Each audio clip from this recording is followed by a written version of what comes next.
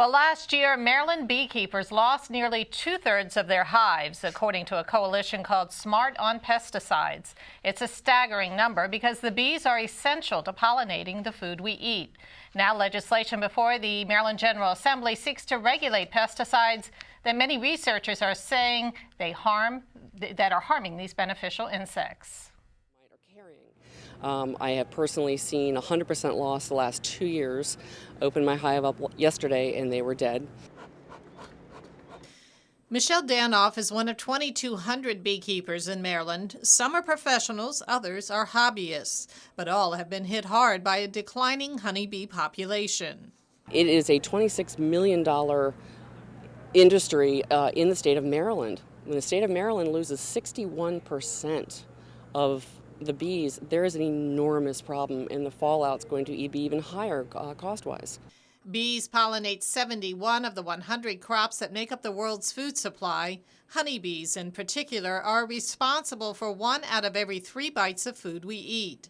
But a growing band of research says that a toxic pesticide is killing or harming these and other pollinators, posing a serious threat to our food supply.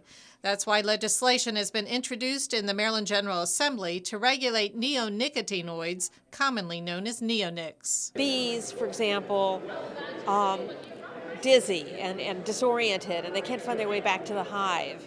And so then we have hive collapse. So those are the kind of things that happen, or makes them vulnerable to diseases.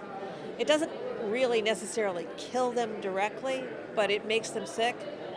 And that makes them vulnerable, and that makes the whole system vulnerable. What this bill does is it no longer allows retailers to sell pest control products, for example, this one, to consumers at Home Depot, at Lowe's, at Walmart, and stores like that. In fact, there are already Maryland nurseries that no longer do that.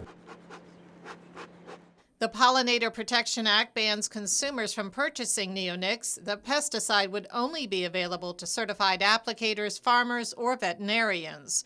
It also requires labeling anything treated with the insecticide. And there are safer alternatives, and on our website, mdpestnet.org, we have a chart of 30 different pests and all the products that are safer to be used on those. To date, more than 20 states, municipalities, federal agencies, and universities have taken steps to restrict neonicotinoids. And the Senate version passed last week, but without the labeling and signage requirements for plant seeds or nursery stock treated with neonics. Both houses will have to meet in a conference committee to work out the differences with the 2 cross-filed bills.